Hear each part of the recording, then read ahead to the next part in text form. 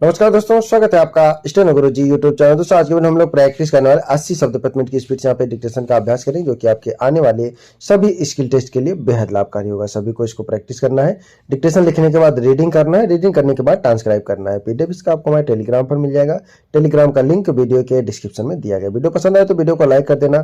Channel पर पहली बार आए तो सब्सक्राइब करके नोटिफिकेशन बेल ऑन रखना, जिससे इंपॉर्टेंट वीडियो आपसे मिस ना हो। डिक्टेशन लिखने के बाद अपना बहुमूल्य सुझाव हमें कमेंट बॉक्स में देना, ताकि आने वाले वीडियो में हम और बेहतर कर पाएं।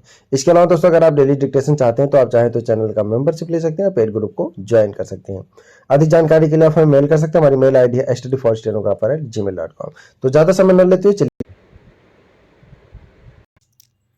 Ready, 5 second, start. माननीय अध्यक्ष महोदय, संसद के इस शीतकालीन सत्र के प्रथम दिन आपने मुझे अपनी बात रखने का अवसर दिया। इसके लिए मैं आपका हृदय की गहराइयों से आभार व्यक्त करना चाहता हूँ।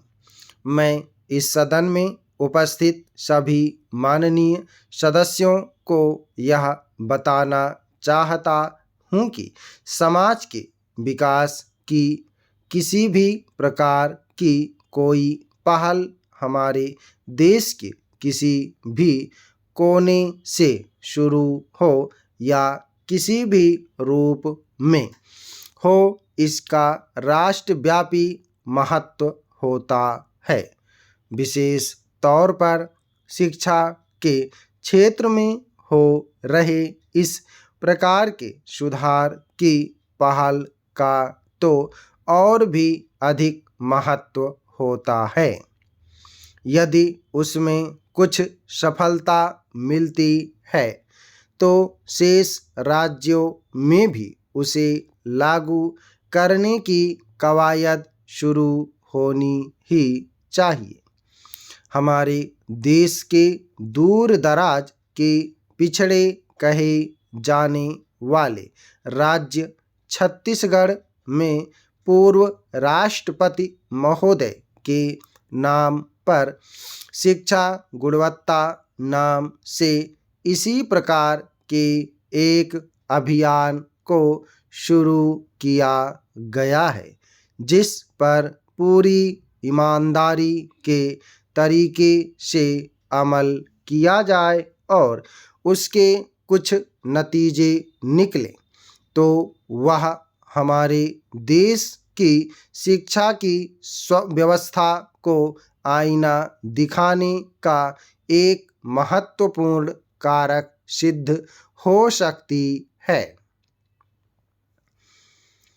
माननीय उपाध्यक्ष महोदय, इस अभियान के तहत छत्तीसगढ़ के लगभग 50,000 प्राथमिक और माध्यमिक विद्यालयों की पढ़ाई की गुणवत्ता के लिहाज से व्यापक स्तर पर मूल्यांकन किया जाएगा। इनमें लगभग 30,000 प्राथमिक और 10,000 माध्यमिक स्कूल शामिल किए गए हैं। राज्य सरकार से जब इस बारे में पूछा गया तो राज्य सरकार ने बताया कि उनके मुताबिक ग्रामीण स्तर पर ग्राम सभाओं और शहरी स्तर पर विशेष प्रकार की सभाओं के माध्यम से जनप्रतिनिधियों और संबंधित अधिकारियों द्वारा लगभग 20 बिंदुओं पर आधारित पत्रक द्वारा हमारे देश की जनता से संवाद स्थापित करते हुए राय लेकर स्कूली शिक्षा की गुणवत्ता को सुधारने को लेकर एक विशेष प्रकार की चर्चा की जाएगी। मैं तथा आप सभी यह अच्छी तरह से जानते हैं कि वास्तव में शिक्षा ही तो समाज के विकास का मूल आधार होती है और उसमें भी प्राइमरी या आधारभूत शिक्षा का सबसे अधिक महत्व होता है, क्योंकि इसकी भी इमारत की बुलंदी उसकी नींव की मजबूती पर पूरी तरह से निर्भर करती है।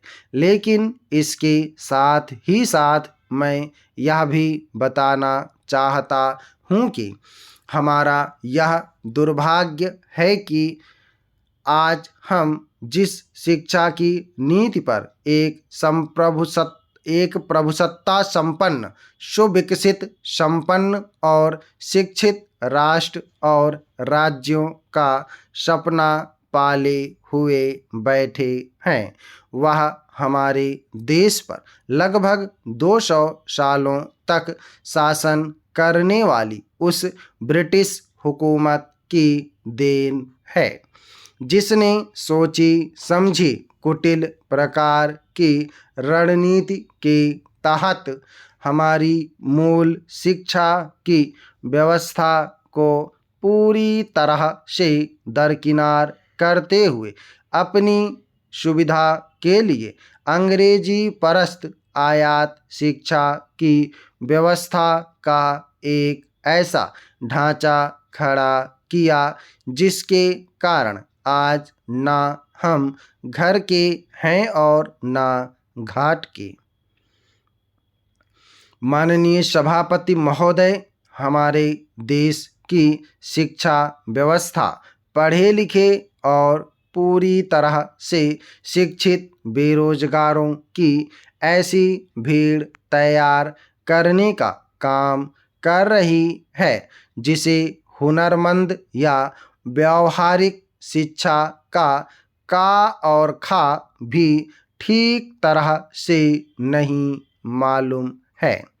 यही कारण है कि जब हमारे देश का युवा पढ़ाई और लिखाई करके रोजगार की तलाश में सरकारी या निजी संस्थाओं के दरवाजे पर दस्तक देता है, तो उसे कुछ भी हासिल नहीं होता है।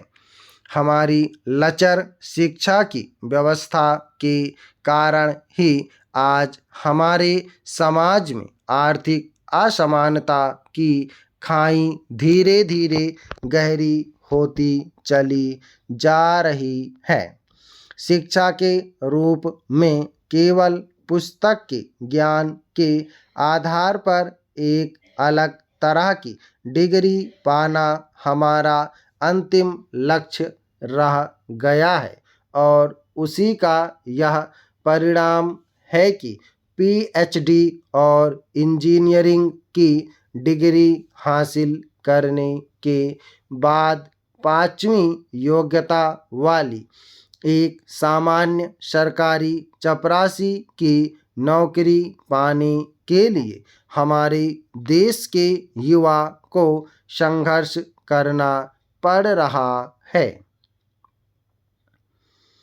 माननीय उपसभापति महोदय, हमारे देश की आज़ादी के बाद धीरे धीरे शिक्षा को निजी हाथों में पूरी तरह से सौंप दिए जाने का ही यह दुष्परिणाम है कि सरकारी और निजी शिक्षा के रूप में दो पाटों के बीच पिसती हमारी युवा पीढ़ी असामान्य शिक्षा के आधार पर अमीर भारत और गरीब भारत का एक इस प्रकार का वर्ग तैयार कर रही है जो नदी के दो छोरों की तरह आपस में कभी भी नहीं मिल सकते हैं। अतः मेरा ऐसा मानना है कि शिक्षा के मूल्यांकन के लिए राष्ट्रव्यापी पहल किया जाना बहुत अधिक जरूरी है। हमारे देश के प्रधानमंत्री आदरणीय श्री नरेंद्र मोदी जी द्वारा हमारे देश में शिक्षा के विकास के लिए विशेष रूप से एक स्लोगन भी दिया गया है। यह स्लोगन है, पढ़ेगा इंडिया तभी तो बढ़ेगा इंडिया। इसके माध्यम से प्रधानमंत्री जी ने हमारे देश की गरीब जनता के बच्चों को आधारभूत शिक्षा उपलब्ध कराने पर जोर दिया है। उनका यह प्रयास वास्तव में एक स्वागत योग्य पहल है, जिसकी जितनी भी तारीफ की जाए वह कम है। समाप्त। ओके दोस्तों, आप लोग इसको प्रैक्टिस करिएगा। सभी लोग मैटर को प्रैक्टिस और ट्रांसक्राइब करेंगे। 80 शब्द प्रति मिनट की स्पीड से, शब्द काउंट करके 80 की स्पीड में है। ठीक है, आपको डिक्टेशन लिखना है, उसके बाद उसको रीड करना है। ठीक है, खाली लिख के रखने से कुछ नहीं होगा, लिख के रीड करना, उसके बाद ट्रांसक्राइब करना है और जो डिक्टेशन में बोला गया है, ठीक है, आपको वही मिलाना है। ठीक है, हो सकता है PDF में शब्द इधर उधर हो या कोई त्रुटि हो। ठीक है, तो आपको अपनी वर्तनी सही रखना है। 80 शब्द प्रति मिनट की स्पीड से सभी लोग प्रैक्टिस करेंगे। उम्मीद है कि दोस्तों वीडियो आपको पसंद आया होगा, तो वीडियो को लाइक कर देना और अगर अभी तक आपने हमारे चैनल को सब्सक्राइब नहीं किया तो प्लीज़ सब्सक्राइब करके नोटिफिकेशन बेल ऑन करना। और दोस्तों, अगर आप डेली डिक्टेशन चाहते हैं तो आप चाहें तो चैनल का मेंबरशिप ले सकते हैं या हमारे पेड ग्रुप को ज्वाइन कर सकते हैं। अधिक जानकारी के लिए आप हमें मेल कर सकते हैं। हमारी मेल ID है studyforstenographer@gmail.com।